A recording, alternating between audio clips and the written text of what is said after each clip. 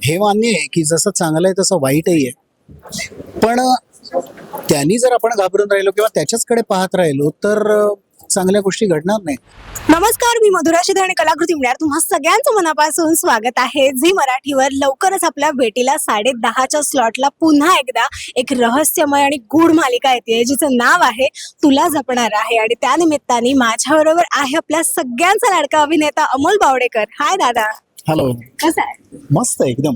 आणि मस्त वाटतंय तुला भेटून, कारण आपण खूप महिन्याने, मला वाटतं ऑलमोस्ट 1 वर्षाने आपण भेटतोय. वर्षभराने भेटतोय आणि लुक मध्ये मी बराच चेंज हो. केला. पण मला सांग कसं आहेस, आणि सगळ्यात आधी या मालिकेसाठी नवीन खूप खूप अभिनंदन. पुन्हा एकदा एका दमदार नव्या भूमिकेतून आमच्या भेटीला येतोय. So yes. अशी एखादी भूमिका वाटेला यावी असं प्रत्येकाला वाटतं. आणि कसं असतं की एखादी निगेटिव्ह भूमिका मिळणं, या मालिकेमध्ये मी निगेटिव्ह करतोय आणि निगेटिव्ह भूमिका मिळणं हे फार भाग्याचं लक्षण आहे. कारण त्याचं महत्त्व तितकं आहे की दुःख तुमच्या वाट्याला आल्याशिवाय तुम्हाला सुखाची किंमत कळत नाही. त्यामुळे दुःख जाणवणं फार गरजेचं आहे. तर तुला जपणार आहे या मालिकेमध्ये मी दुःख आहे. माझ्याशिवाय सुखाची किंमत कळणार नाही. ते दुःख आहे सांगताना पहिल्यांदा एवढा आनंदी माणूस बघितला की मी दुःख आहे. हा, कारण त्यात आनंद असा आहे की आपण दिवाळीला कारीट फोडतो किंवा कडुलिंबाचं पान तोंडाला लावतो, कारण आपल्याला पुढे खूप मिठाई किंवा गोड पदार्थ खायचे असतात आणि त्याची चव चांगली लागावी यासाठी आपण पहिलं बोट जे असतो म्हणजे तो मानच आहे ना एका प्रकारे. सो माझ्याशिवाय यांची किंमत कळणार नाही असं आहे ते, म्हणून मी खुश आहे.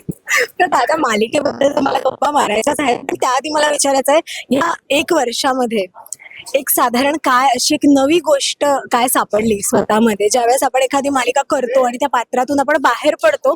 मला असं वाटतं की प्रत्येक कलाकारासाठी ना ते स्विच ऑन स्विच ऑफ होणं एका भूमिकेतून दुसऱ्या भूमिकेत ही फार कठीण गोष्ट असते, कारण आपण अनेक महिने अनेक वर्ष जगत असतो त्या भूमिकेत. जुन्या भूमिकेतून आता या नव्या भूमिकेमध्ये येतानाचा तो जो मधला प्रवास असतो, ती जी एक मधली प्रोसेस असते, ती तुझ्यासाठी कशी होती?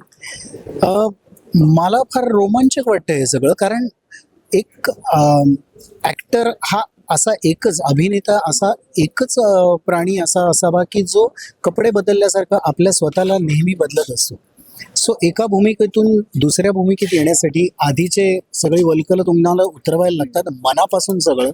तर त्यामुळे ती जी प्रोसेस असते ती फार मजेशीर असते की तुम्ही तुमच्यात काय बदलू शका याचं तुम्हाला चिंतन करावं लागतं. त्याच्यात तुम्हाला मेहनत करायला लागते. प्रत्येक वेळेला तुमचा लुक वेगळा कसा दिसेल, तुमचा ॲटिट्यूड वेगळा कसा दिसेल, या सगळ्याचा मध्ये एक अभ्यास स्वतः करायला लागतो दुसरी भूमिका मिळायच्या अगोदर. म्हणजे असं म्हणता येईल की आपण एखाद्या वेगळ्या गिअरमध्ये असू तर तिथून न्यूट्रलला पहिलं यावं लागतं, तरच आपण गिअर शिफ्ट करू शकतो. त्याप्रमाणे दुसऱ्या भूमिकेत जाण्यासाठी तुम्हाला मुळात 0पर्यंत परत यावं लागतं. पुन्हा अमोल बावडेकर, मी आता अमोल बावडेकर, मला अमोल बावडेकर म्हणून प्रॉपर व्हावं लागतं. स्वतः दुसरी काही प्रोसेस आहे ही फार भाग्यवान लोकांना मिळते असं माझं मत आहे. कारण त्यात खूप मजा आहे, रोमांच. क्या बात आहे. मी आता मालिकेकडे येते. मी पुन्हा एकदा, अजून मालिका सुरू व्हायची आहे. मला वाटतं आज आपण जे काही इथे अनुभवलेला आहे तो एक, मला वाटतं एक ट्रेलर होता फक्त, ती एक झलक होती. या पलीकडे मालिकेत खूप काही पाहायला मिळणार आहे. तर आता ज्या वेळेस आपण एखादी भूमिका साकारतो तेव्हा कलाकार म्हणून एक अशी ती मुमेंट येते की आपल्याला असं होतं की ते पात्र आता मला सापडलंय. मला वाटतं अजून मालिका सुरू नाही झाली, त्याच्यामुळे कदाचित अजून तो क्षण यायला वेळ लागेल. पण साधारण एक काय आता मनामध्ये सुरू झालंय, किती तयारी सुरू केली या नवीन भूमिकेसाठी? मला स्वतःला असं वाटतं की आता आपल्याला पात्र मिळालंय असं कधीच कोणाला वाटू नये. बिकॉज जिथे कम्प्लिशन येतं ना तिथे फुल स्टॉप लागतो. आणि मला सतत, आपण नाटकाचे सुद्धा प्रयोग म्हणतो, कारण सतत काही ना काहीतरी त्यात करत राहायचं असतं. तर मला असं वाटतं कुठली भूमिका सुद्धा तुमच्या वाट्याला आली तरी ती मोनोटोनस होऊ नये, त्याच्यात सारखेपणा राहू नये, यासाठी तुम्हाला त्याच्यात कायम काही ना काहीतरी वर्कआउट करावं लागतं, विचार करावा लागतो. त्यामुळे ती सापडली असं मला कधीच नाही वाटत कुठल्याच भूमिकेत. मी हाच विचार करू की अजून चांगलं कसं होईल, अजून चांगलं कसं होईल. कितपत होतं हे परमेश्वराच्या हातात आहे, पण मी मेहनत ती करतो किंवा प्रयत्न तरी करतो की अजून बेटर काहीतरी व्हावं. सो मला असं आजपर्यंत असं वाटलेलं नाही की मला भूमिका सापडली.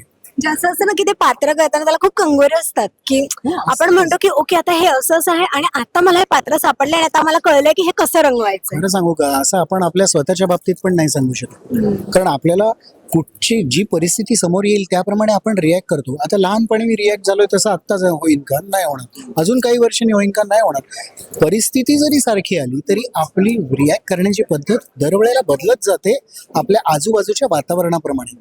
त्यामुळे मला असं वाटतं की कंगोरेच पाहायचे म्हटले ते एक टिपिकल काही गोष्टी जर तुम्ही नोट डाऊन केलं की हां, याचा स्वभाव असा आहे, याचं टेम्परामेंट असं आहे, अमुक आहे. पण तरीही प्रत्येक वेळेला ज्या वेळेला समोरून एखादी काय म्हणू आपण त्याला, एखादी गोष्ट घडते त्यावेळेला त्याला रिॲक्ट करण्याची पद्धत ऑलवेज बदलत जाते. म्हणून मी म्हटलं की ती भूमिका सापडली असं वाटू नये.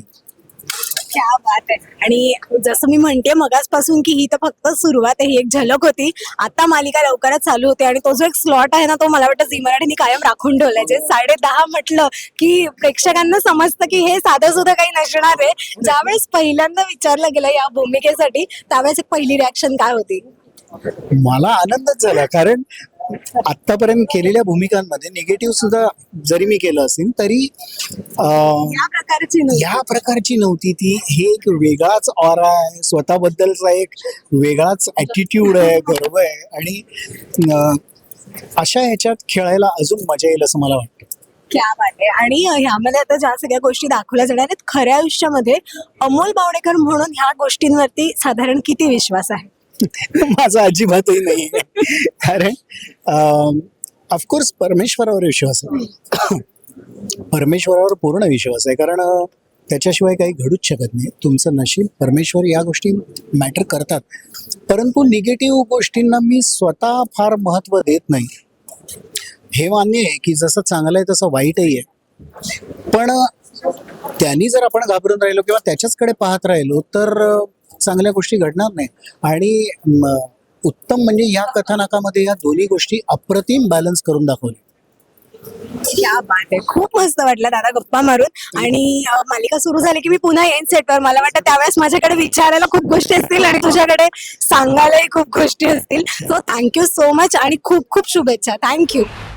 रसिका हो, कलाकृती मीडिया म्हणजे मनोरंजनाची लयलूट. मनोरंजन क्षेत्रातील किस्से व घडामोडींचा आस्वाद घेण्यासाठी कलाकृती मीडिया या यूट्यूब चॅनलला सबस्क्राईब करा आणि व्हिडिओ लाईक करा.